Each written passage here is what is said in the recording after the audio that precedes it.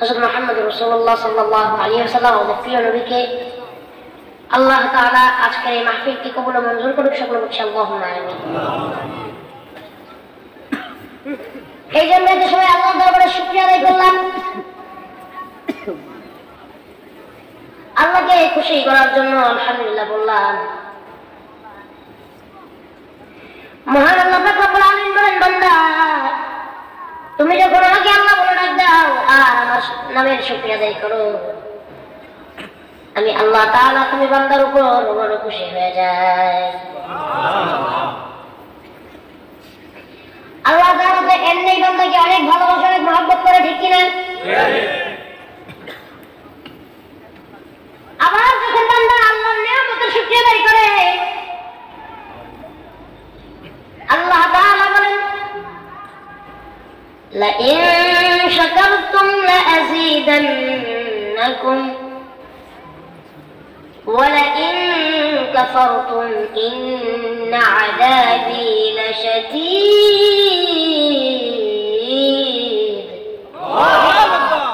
আল্লাহ রাব্বুল আলামিন বলেন, লাইন শাকারতুম লাযীদান্নাকুম, যে বান্দা আমার নিয়ামত পায়, নিয়ামতের শুকরিয়া আদায় করে, আমি আল্লাহ পাক রব্বুল আলামিন ওই বান্দার নিয়ামত আরো বাড়িয়ে দিব। সুবহানাল্লাহ।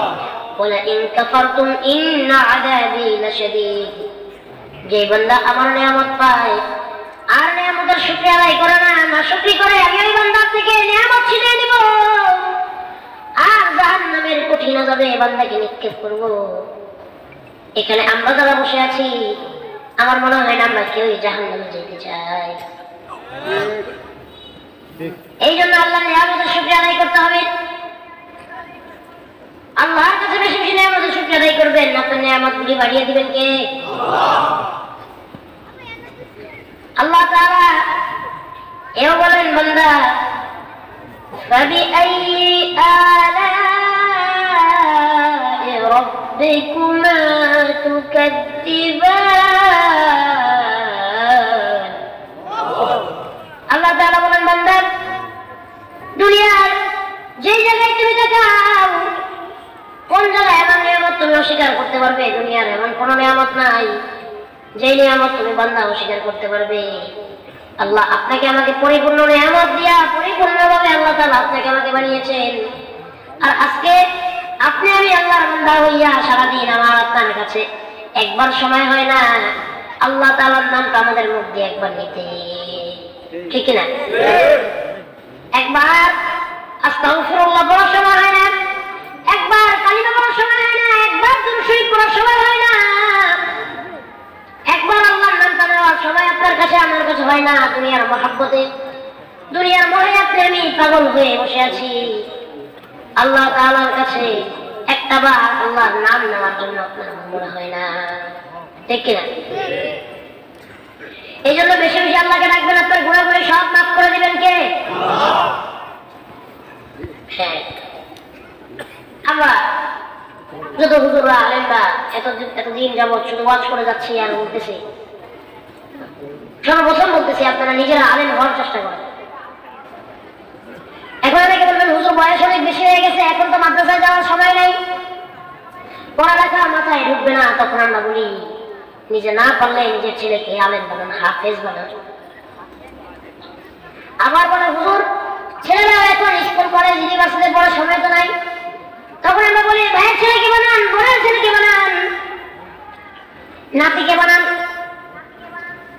তাও যদি না পারেন নিজের গোষ্ঠীর ভিতরে একজনকে বানান। তাও যদি না পারে আপনার আশেপাশের মাদ্রাসায় কত গরিব এতিম ছাত্র পড়াশোনা করে জানেন? মাও নাই, বাবু নাই। অনেকের আবার বাপ আছে, মা নাই, অনেকের আবার মা আছে, বাপ, তাদেরকে বানান। আপনার জীবন দশায় যদি আপনি নিজে আলেম হইতে পারেন, এর থেকে সৌভাগ্যবান কিছু নাই। সন্তানকে বানাইতে পারেন, তার থেকেও সৌভাগ্যের কিছু নাই। ভাইয়ের ছেলেকে বানান, বোনের ছেলেকে বানান, এটাও বড় সৌভাগ্যের ব্যাপার। ওই কঠিন কিয়ামতের দিন যখন ইয়া নাফসি বলে ওই কিয়ামতের ময়দানে দৌড়াবে, রৌদ্রের আঘাত, রৌদ্রের তাপ সহ্য করতে না পারে কিয়ামতের জমিনে দাঁড়ানোর জমিন থাকবে, দাঁড়াইয়া থাকতে পারবেন না, কষ্ট সহ্য করতে পারবেন না। ওই দিন আমার আল্লাহ ডাক দিবে আর কত মেহনত করেছো নিজের সন্তানের পিছনে, আজকে সন্তানকে আলিম বানাইছো, হাফেজ বানাইছো, সন্তানকে তো জান্নাত দিলাম, সেই সন্তানের সাথে তুমি মা বাবাকে আমি আল্লাহ জান্নাত দিয়ে দিলাম। সন্তানকে মাদ্রাসায় পড়ালে কি লাভ জানতে হবে কি হবে না, আর না পড়ালে কি লাভ তাও জানতে হবে কি হবে না।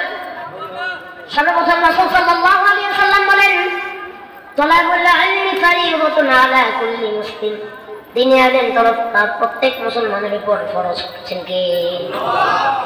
সন্তানকে দিন শিক্ষা দিতে হবে, কোরআন শিক্ষা দিতে হবে। কোরআন শিক্ষার কোনো বিকল্প নাই। কোরআন শুধু দেখে দেখেই পড়লে চলবে না, কোরআনকে সহি এবং শুদ্ধভাবে পড়তে হবে। কোরআনকে শুধু দেখে দেখে পড়লে চলবে না, কোরআনের ভাষাগুলিও বুঝতে হবে। কোরআন আপনাকে আমাকে কি বলতে চায়, কোরআনের পড়াগুলি বুঝতে হবে, নিজের ভাষায় অনুবাদ করে বুঝতে হবে।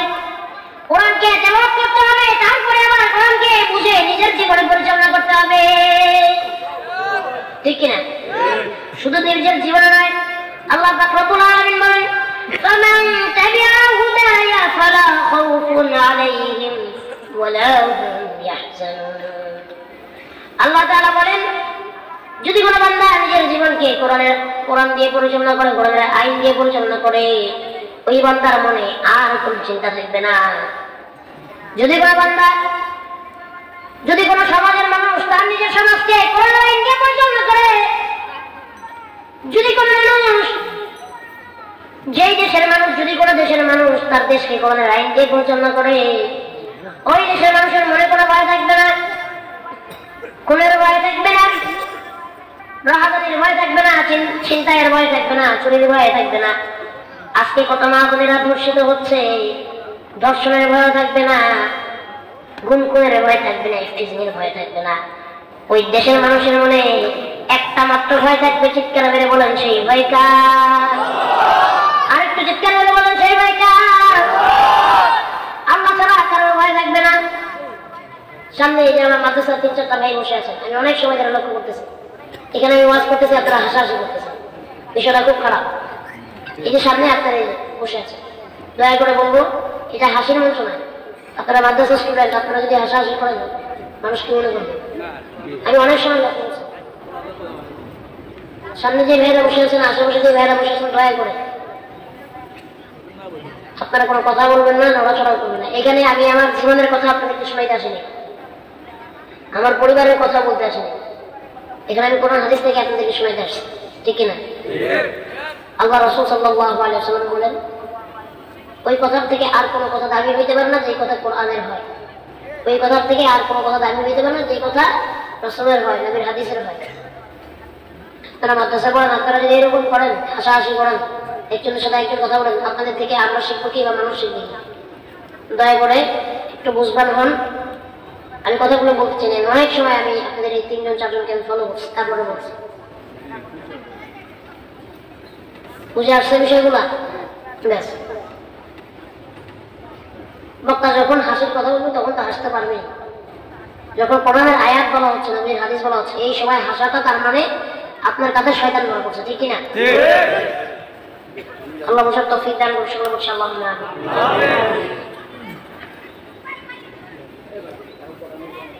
এবার আসেন নিজের জীবনকে কোরআন দিয়ে পরিচালনা করতে হবে, নিজের সমাজকে কোরআন দিয়ে পরিচালনা করতে হবে, নিজের দেশকে কোরআন দিয়ে পরিচালনা করতে হবে। কারা কারা আমাদের শুনতে আল্লাহু আকবার, আল্লাহ তাআলা কবুল করেন, মঞ্জুর করুন, সকলে বলছি আল্লাহুম্মা আমিন। এবং নিজের সন্তান, নিজের আহার, নিজের বিবি, নিজের বাল বাচ্চা সবাইকে কোরআন দিয়ে পরিচালনা করতে হবে, ঠিক কিনা? এবং নিজেকে বাঁচাইতে হবে, নিজের পরিবারকে বাঁচাইতে হবে। এই জন্য আল্লাহ তাআলা বলেন, ইয়া আইয়ুহাল্লাযীনা আমানু কু আনফুসাকুম ওয়া আহলিকুম নার, তোমরা নিজে জাহান্নামের আগুন থেকে বাঁচো এবং নিজের পরিবারকে বাঁচাও। আল্লাহ তৌফিক দান করুন, সকলে বলছি আমিন। কোরআন শরীফ বেশি বেশি তেলাওয়াত করবে। কোরআন শরীফ বেশি বেশি তেলাওয়াত করলে আপনার অন্তর থেকে সমস্ত দাগগুলি মুছে দিবেন কে? আল্লাহ। আপনার অন্তরটাকে, আপনার কলবটাকে শুদ্ধ করে দিবেন কে? আল্লাহ। কোরআন শরীফ তেলাওয়াতের মতো এত উত্তম ইবাদত আর কোন ইবাদতে? এই জন্য আল্লাহ রাসূল সাল্লাল্লাহু আলাইহি ওয়াসাল্লাম বলেন, আফদালুল ইবাদাতি তিলাওয়াতুল কুরআন, কোরআন শরীফ তেলাওয়াত করা, কোরআন শরীফ তেলাওয়াত সর্বোত্তম ইবাদত। পড়বেন ইনশাআল্লাহ। তারতিলে শহীদ করবেন, কোরআন শরীফ যখন পড়বেন সহিভাবে শুদ্ধভাবে তারতিলে শহীদ করবেন, পারবেন ইনশাআল্লাহ। এজন্য আল্লাহ তাআলা আরো বলেন ওয়ারাত্তিলিল কুরআন তারতিলা, তোমরা যখন কোরআন শরীফ তেলাওয়াত করবে তারতিলে শহীদ তেলাওয়াত করবে। আল্লাহ তাআলা আমাদের সকলকে বুঝার তৌফিক দান করুন। সকলে বলছি আল্লাহুম্মা আমিন। এবার আসেন, সন্তানকে যদি হাফেজ বানাইতে পারেন লাভ আছে না নাই? আলিম বানাইতে পারেন লাভ আছে না নাই? এক নম্বরে সন্তানকে যখন হাফেজ বানাবেন, একজন হাফেজ 10 জন এমন জাহান্নামী যারা জাহান্নামের ঘোষণা হয়ে গেছে এমন 10 জনকে জান্নাতে দিতে পারবে। কেন? সুবহানাল্লাহ। এর ভিতরে 8 জন হইল ব্যক্তি বিশেষ, 8 জন ব্যক্তি বিশেষ, আর 2 জন হচ্ছে শ্রেণী বিশেষ। এবার আসেন আপনারা আমার সাথে কাম করে মানে কইলেন কারা হাফেজ হলে হাফেজ সাহেবরা কারা জান্নাত পাবে? কাদেরকে জান্নাত দিবে?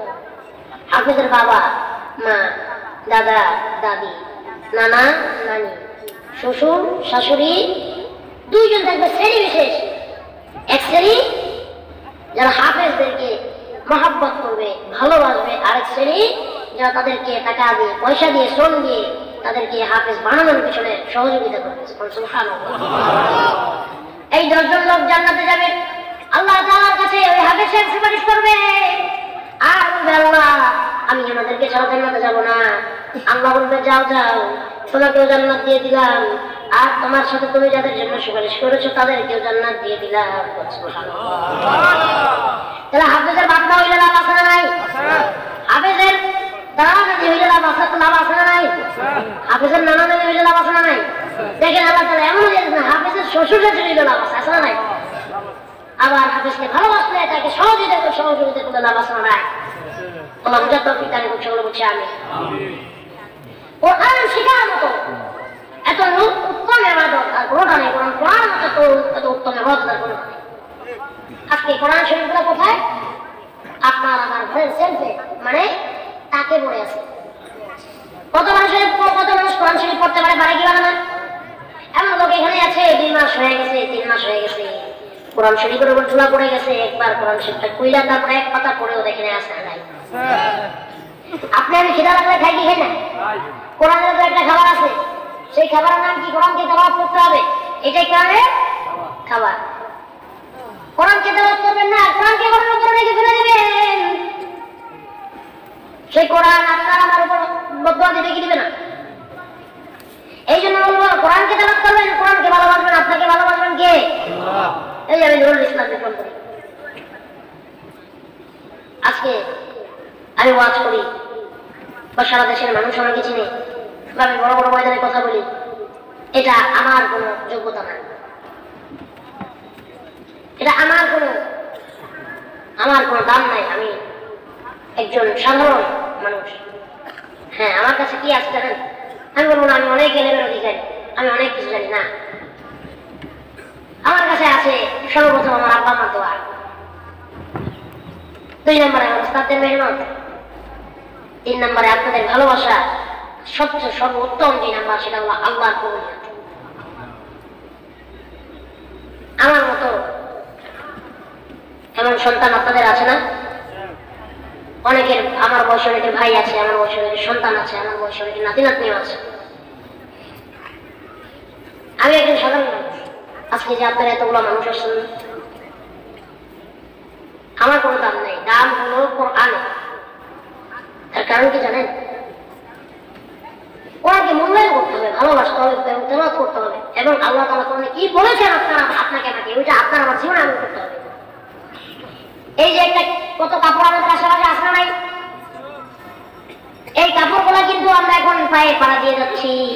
আবার আপনি আমি এই কাপড়গুলো অনেক কাজে ইউজ করি কি করি না? মা বোনেরা গায়ে দেয় অনেক সময় কাপড় দিয়ে, আমাদের অনেক কাজ আছে নাই।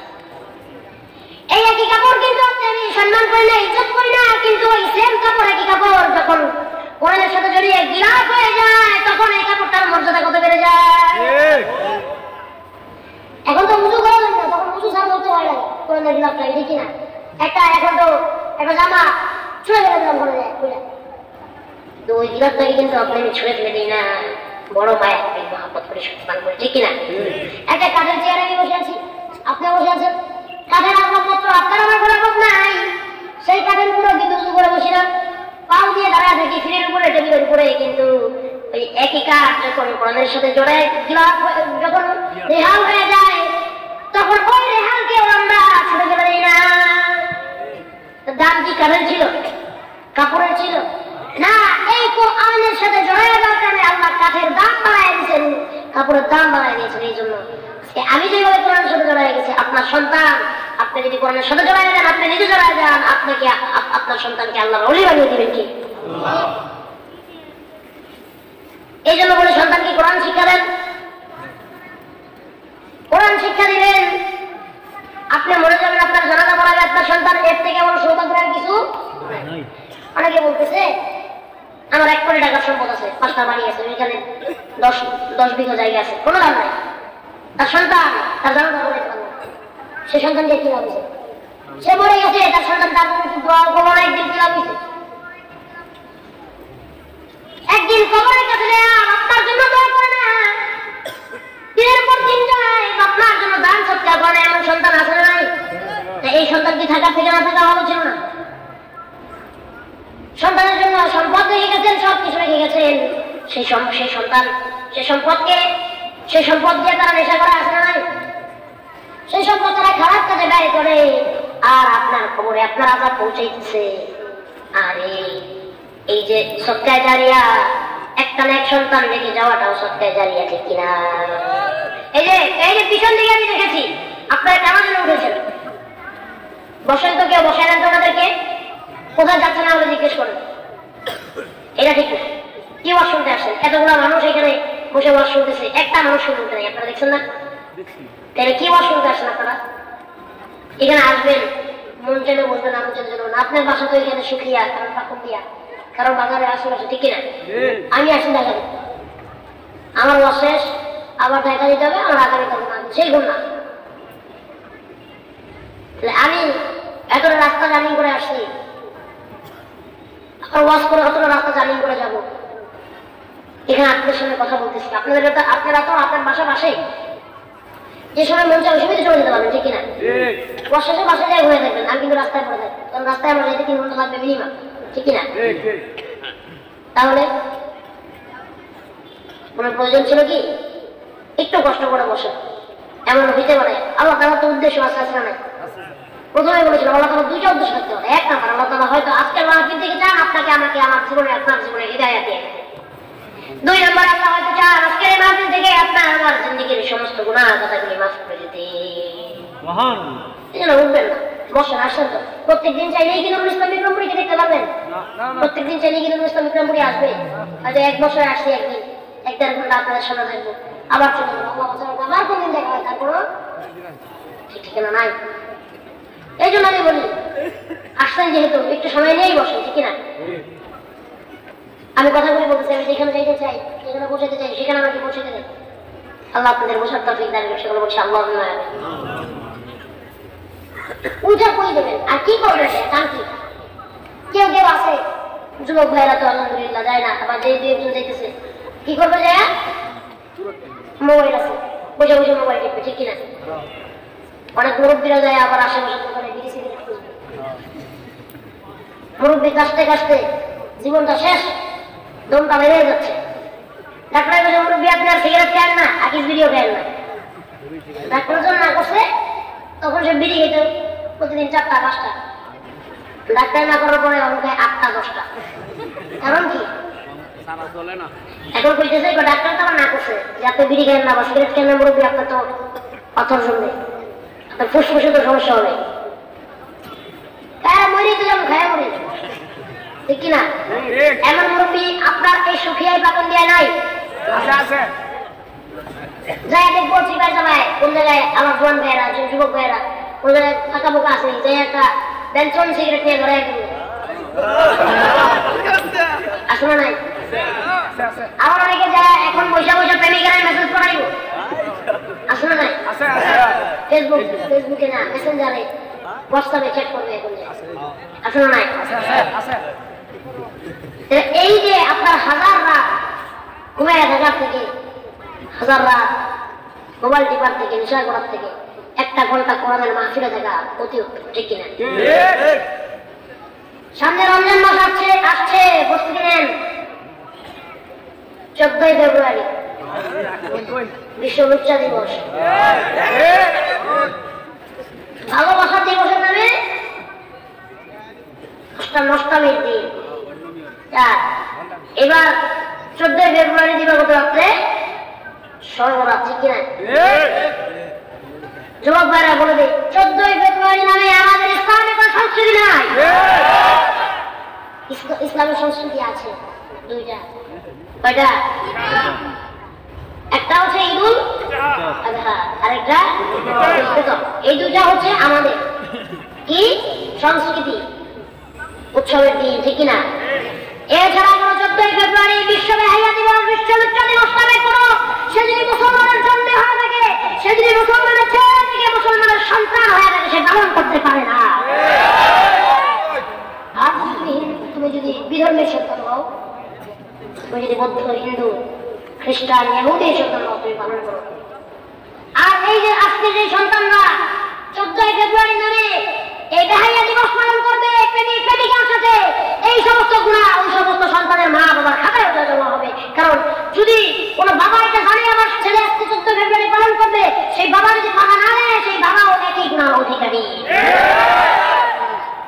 আমি সোজা কথা বলে যাবো, এখানে 14 ফেব্রুয়ারি নামে যারা বিশ্ব বেহায়া দিবস পালন করবেন, আমরা তাদেরকে মুসলমান মনে করি না, আর আমরা তাদের মুসলমান মানিও না। এই বাপমা যারা আছে তাদের কাছে কঠোর অনুরোধ, সন্তানদেরকে থামান, সন্তানদেরকে এই পথ থেকে বিরত থাকতে বলুন, নয়তো আমরা আপনাদেরকেও মুসলমান মনে করবো না। কিসের 14 ফেব্রুয়ারি? কিসের ভালোবাসা দিবস? ভালোবাসা তো হবে আল্লাহর সাথে, নবীর সাথে, ভালোবাসা হবে কোরআনের সাথে, ভালোবাসা হবে আলেম ওলামার সাথে। আর যদি এমনি কারোর সাথে ভালোবাসা থাকে, ওটা আরেক বিষয়। কিন্তু ওই ভালোবাসা হারাম ভালোবাসা হওয়া যাবে না, হালাল ভালোবাসা হবে, ঠিক কিনা?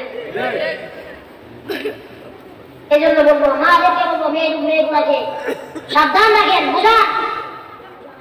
এর থেকে এখন বড় কথা নাই যে 14 ফেব্রুয়ারি পালন করবে সে মুসলমান হইতে পারে, ঠিক কিনা?